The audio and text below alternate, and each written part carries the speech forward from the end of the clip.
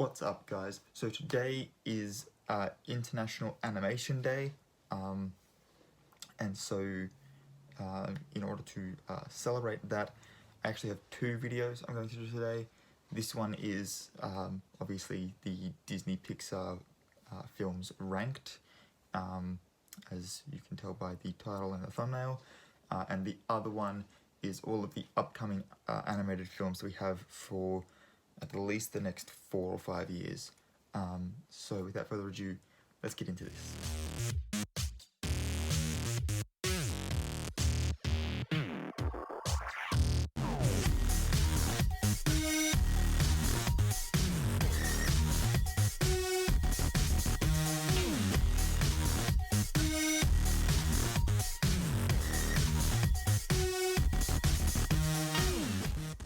Alright, now for the purposes of this video, I'm using the Rotten Tomatoes score. This is not a personal ranking. If you do want to see that, let me know in the comment section down below. I'm going to be going from the best to the worst, and I will be mentioning films of the same score according to the release schedule. So the oldest films with the highest scores will be first. So without further ado, here are the Disney and Pixar films ranked. Now, first is actually tied with 3. We've got Pinocchio from 1940, I believe, and then Toy Story and Toy Story 2, all sharing the perfect 100% score from Rotten Tomatoes. Following them at the 99%, we have Finding Nemo and Toy Story 3, meaning that out of the top 5, only one of them is actually a classical animation, the other 4 are Pixar films, which kind of makes a little bit of sense when you consider that Toy Story and Pixar animations came onto the scene just as Disney's renaissance was ending. So yeah, 98% has Snow White from 1938, the very first full-length feature film produced by Disney Animation. Also sharing its scores are the Pixar films Up and Inside Out. So yeah, and then at 97% we've got what's that, 7 films, if I'm counting correctly. Obviously taking us well past our top 10 here. We've got Dumbo at 97%, Cinderella, 101 Dalmatians, and they are our classical animation ones for this. Then we've got The Incredibles, Zootopia, Coco, and Toy Story 4. Of those, only Zootopia is still a Disney film, where the other 3 are Pixar films. 96% has Fantasia, Monsters Inc., Ratatouille, and Moana. WALL-E sits by itself at 95%. We've then got 94% has Aladdin, Finding Dory, and The Incredibles 2.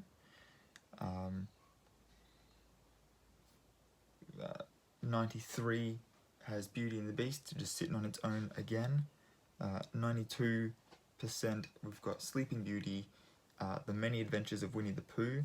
That's not the recent 2011 one with the Baxon. This is the feature film that's basically just a bunch of the Winnie the Pooh shorts with little intermission bits that connect the storylines to make a film. I believe, yes. But then we've got The Little Mermaid and Bug's Life. Bambi is on its own at 91%, and then 90% has Lion King, Tangled, and Winnie the Pooh. That is the one with the Baxon, the most recent one. Now, I know I've mentioned the Winnie the Pooh movies.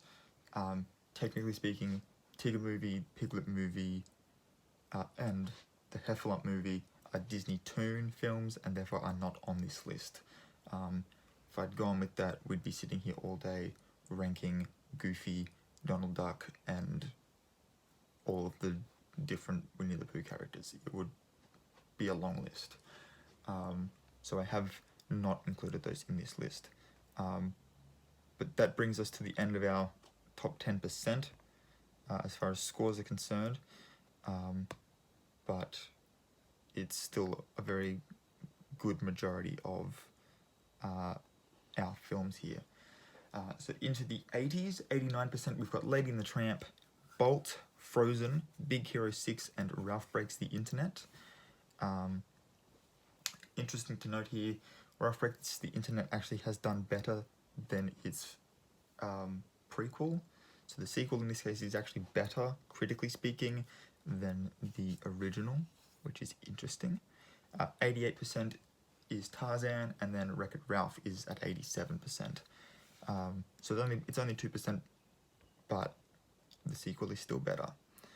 86% has got Mulan and Lilo and Stitch. Then Jungle Book, Emperor's New Groove, and The Princess and the Frog are all at 85. Followed up by Rescuers, the original, and Hercules at 83%. Fantasia 2000 is at 82%. Great Mouse Detective at 81%, and Monsters University at 80%. And then this brings us into where the scores begin to become more scattered. And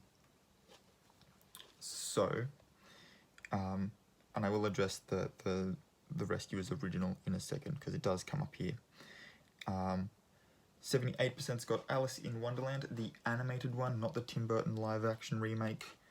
Again, we're doing the animated films, so even though Mary Poppins and Bedknobs and Broomsticks have animated sections, they are themselves live-action hybrid films, the same as the original Pete's Dragon. Those films are not in this because they are live-action, and considering that the Tim Burton Alice in Wonderland used live actors, it falls into that same category, and therefore is not in this. But 78% has Alice in Wonderland and Brave. 76% we drop down to for Good Dinosaur. Then Peter Pan and the original Cars at 75%. Hunchback of Notre Dame at 73%. 71% for Sword in the Stone. 69% for Fox and the Hound and Cars 3. Again, very interesting to note here that Cars 3 comes after Cars 2 as far as scores are concerned, with, to no one's surprise, Cars 2 coming a lot further down the list here. At 68%, we've got Rescuers Down Under. This is the sequel to the original Rescuers, obviously denoted by its subtitle, Down Under. But I'm making the distinction because in my mind, they're both just the Rescuers, because I have the Blu-ray, but it's a 2-disc pack, so I've got both films in the one Blu-ray. So I am making that distinction just in case it confuses people. So 68% has Rescuers Down Under and Treasure Planet, and I mean, it's still technically sitting in the green zone for films, but Treasure Planet is such a good film. I don't know why it's this far down. Personally, on my list, that film would be a lot higher. 66% has Aristocats and Meet the Robinsons. 56% has Pocahontas. 55% has Black Cauldron, a film I have not watched but want to more than any other Disney film. And that includes any of the upcoming ones. I want to watch Black Cauldron so bad. They've got pop vinyls and stuff out for it now, but I still can't find it on Blu-ray.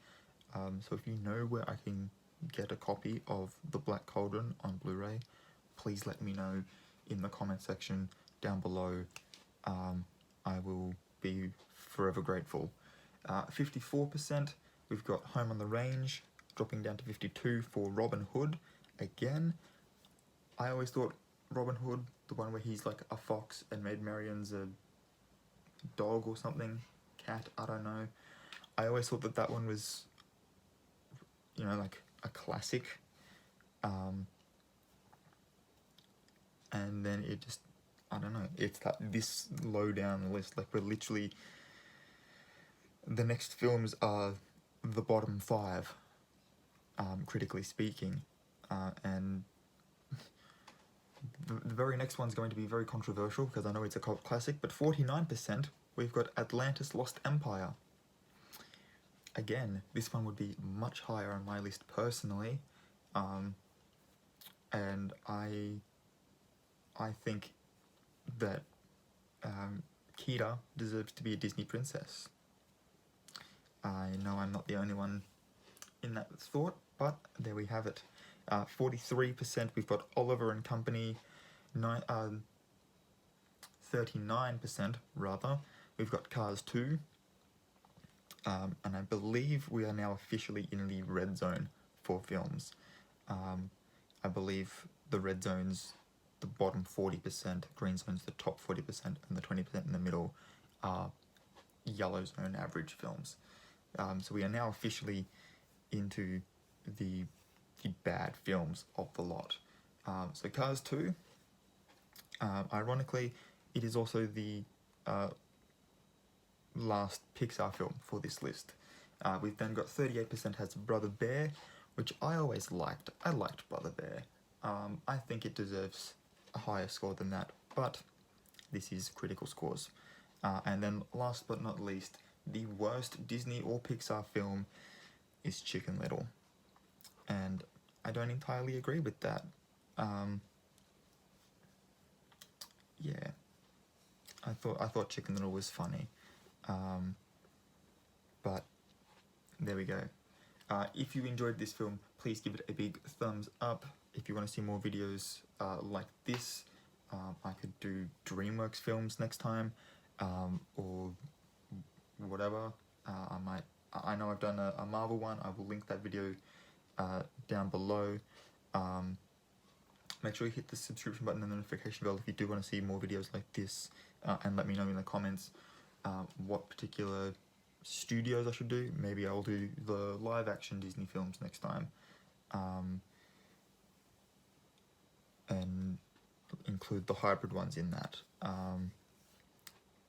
Whatever. Let me know in the comments down below.